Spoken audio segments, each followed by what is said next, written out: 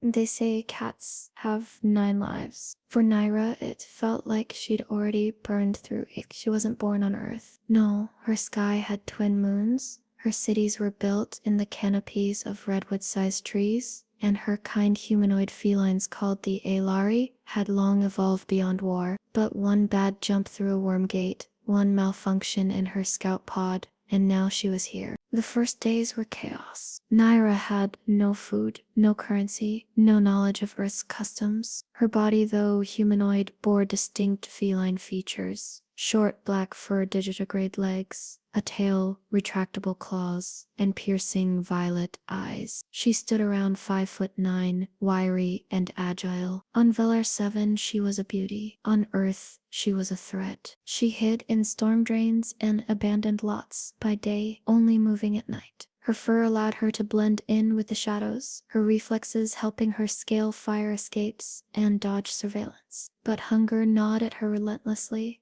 Earth's fauna was different. Pigeons were plentiful but disgusting. Rats were chewy, but they filled the belly. Her first real moment of peace came behind a fast food joint, a trash bin, a half-eaten burger, moldy bread. She devoured it all. The sounds of human voices startled her, and she leapt onto the roof, crouching, listening. She didn't understand the words fully then, but tone was universal, mockery, weariness, the kind of laughter that masks emptiness. She'd heard it before, in war zones. Humans weren't so different, she realized. They fought, laughed, mourned, they survived. So would she. In time, she found clothing stolen from donation bins. A hoodie large enough to cover her ears and hair, baggy jeans that hid her legs and tail, barely, gloves to cover her claws. With sunglasses on, she almost passed as human. Almost. Her speech came slower. She practiced by mimicking the voices she heard on radios and phones. Hello?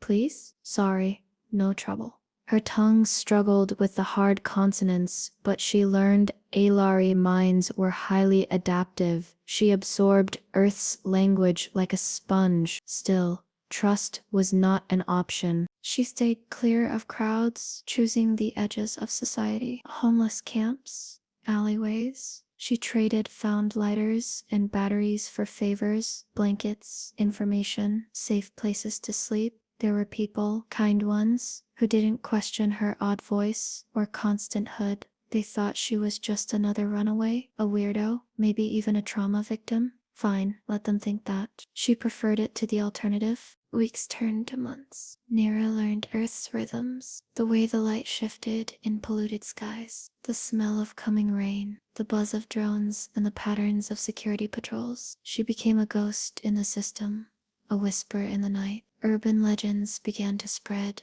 A black figure seen darting across rooftops, a glowing gaze from a sewer grate, a woman who moved like a cat and vanished like smoke. Some said it was a cryptid, others, a mutant. She smirked at that, let them wonder. One night, scavenging behind a tech store, Nyra found treasure, a damaged laptop. She repaired it using scrap from e-waste centers and hacked into rooftop Wi-Fi. Soon, she was absorbing Earth's data, news, scientific journals, human behavior on social media. Most of all, she searched for signs of rescue. Nothing. Her people either didn't know or couldn't reach her, so she adapted. Using stolen identities, she ordered supplies, crafted gadgets, and traded skills for shelter. A hacker she helped called her Shadowtail. Fitting. She trained by night, sprinting across rooftops, mastering human psychology, learning when to vanish. Then they noticed her. Drones lingered too long. A black van idled near her alley. Flyers appeared with a hooded image. Missing, dangerous, do not approach. They didn't know what she was, but they knew she didn't belong. She went dark. No tech, no contact.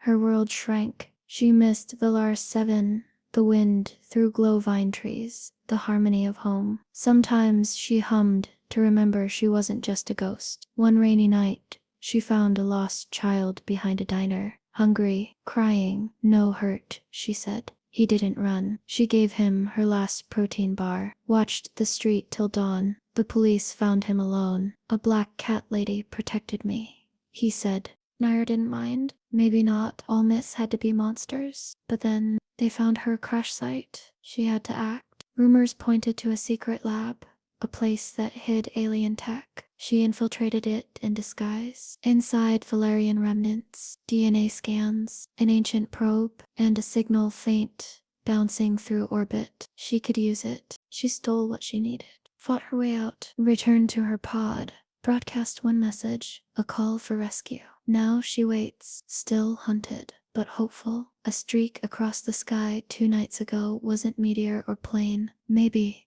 just maybe, if this is her last life, she'll spend it fighting, not running.